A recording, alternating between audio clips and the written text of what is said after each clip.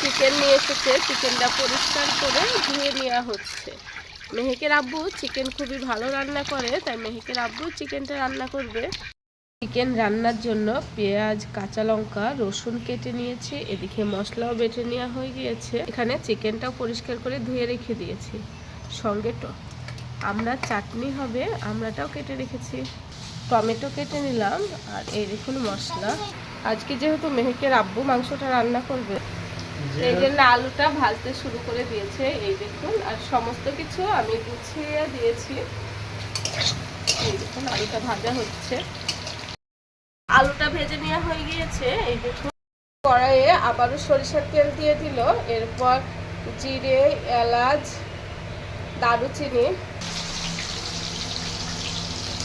পেঁয়াজ, কাঁচা লঙ্কা, রসুন সমস্ত কিছু এবার দিয়ে দেওয়া হচ্ছে।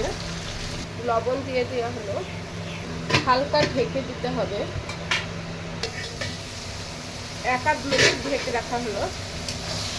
আবারও খুন্তি দিয়ে ভালো করে নাড়তে হবে। এটা কি দিচ্ছেন?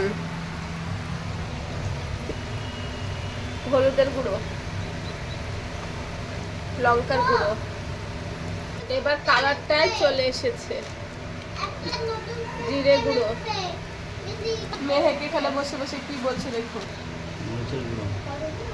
লাল লঙ্কার গুঁড়ো, সানরাইজের গরম মশলা।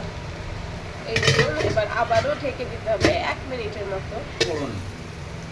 আদা, জিরে একসঙ্গে বেটে রাখা ছিল বাটা মশলা।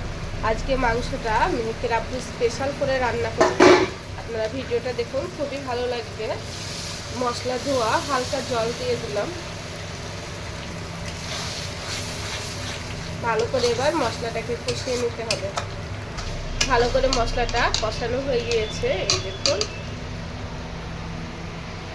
টেস্ট করে দেখতে বলছে সব ঠিক আছে কিনা। অলরাইট।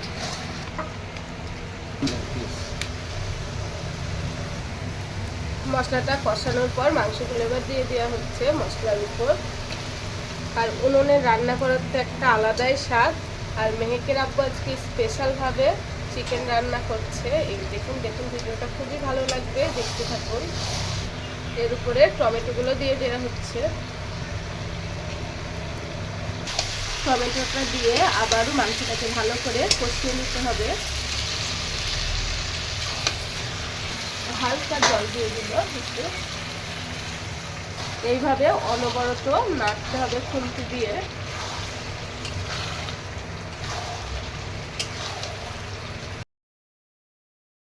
আলু দেওয়া হচ্ছে। এই দেখুন কষানো হচ্ছে মাংসটা, কত সুন্দর কালার এসেছে। আবারও খুন্তি দিয়ে ভালো করে নেড়ে দিতে হবে। এইভাবে ছুটি মেহেকের আব্বু আমাদেরকে স্পেশাল মাংস রান্না করে খাওয়াবে। এই দেখুন, মেহেকের আব্বু মাংসটা খুবই ভালো রান্না করে, তাই আজকে হচ্ছে তোমাদের ছুটি, আমি তোমাদেরকে মাংসটা রান্না করে খাওয়াবো। ভিডিওটা ভালো লাগলে বেশি বেশি করে শেয়ার করে দেবেন। মাংসের কালারটা দেখুন কত সুন্দর হয়েছে। অনেকক্ষণ ধরে মাংসটাকে ভালো করে এইভাবে কষিয়ে নিল। মাংসের কালারটা দেখুন, কালারটা খুবই সুন্দর এসেছে। ভালো করে কষিয়ে নেওয়া হয়ে গিয়েছে। এবার পরিমাণ মতো জল দিয়ে দেবো। দেন জলটা দিতেন। এবার কিছুক্ষণ রেখে দিলে রেডি হয়ে যাবে আমার স্পেশাল মাংস রান্না। সানরাইজের একটু জিরে গুঁড়ো ছিটিয়ে দিল শেষে। কিছুক্ষণ ফুটে ওঠার পর আমার রেডি হয়ে গেল স্পেশাল মাংস রান্না। এই দেখুন কালারটা দেখুন, মাশাআল্লাহ কালারটা খুবই সুন্দর হয়েছে। কালারটা দেখুন কত সুন্দর হয়েছে। ভিডিওটি ভালো লাগলে লাইক, কমেন্ট, শেয়ার করে দেবেন। আর চ্যানেলটিকে ফলো করে রাখবেন।